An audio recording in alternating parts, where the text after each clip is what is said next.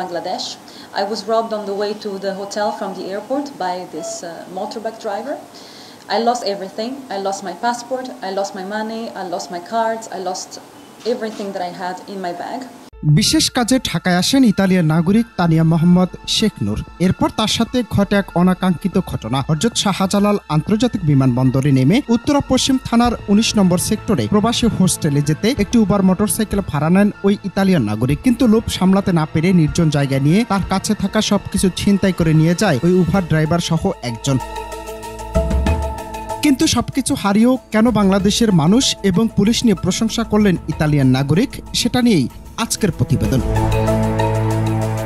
Motorbike চালক Italian নাগরিককে হোস্টেলে না নিয়ে ১৫ নম্বর সেক্টরে ১ নম্বর মেট্রো রেল স্টেশন সংলগ্ন ব্রিজের পাশে নিয়ে যায়। সেখানে উবার চালক ও আরেকজন মিলে ইতালিয়ান নাগরিককে ভয়ভীতি দেখিয়ে ইতালিয়ান পাসপোর্ট, একটি আইফোন, ইতালিয়ান পরিচয়পত্র, ব্যাংক কার্ড, নগদ ৫০ ইউরো সহ অন্যান্য মালামাল ছিনিয়ে নিয়ে চলে যায়। এক পর্যায়ে স্থানীয়দের পরামর্শে তানিয়া তুরাগ থানায় গিয়ে মামলা করেন।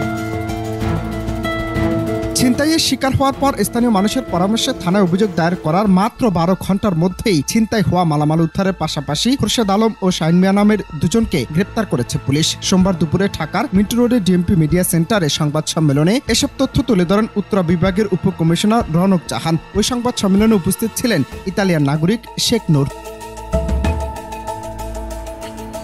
সেখানে হাসিমুখে সংবাদ সম্মেলনে কথা বলতে দেখা যায় ইতালিয়ান নাগরিক শেখ নূরকে। এ সময় তিনি বাংলাদেশের মানুষের ব্যবহার, পুলিশের কার্যক্ষমতা ইত্যাদি বিষয় নিয়ে প্রশংসা করেন। I was robbed on the way to the hotel from the airport by this motorbike driver. I lost everything. I lost my passport, I lost my money, I lost my cards, I lost everything that I had in my bag, and I felt completely lost and hopeless. But luckily this is where I came across the Turak police station, and I must admit honestly that this is the best police work I've ever seen in my life.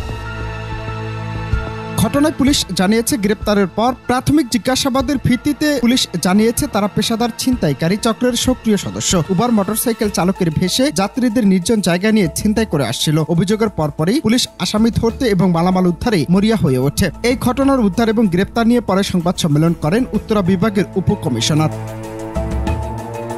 Ananta Hasan Masud, Bangla TV, Dhaka.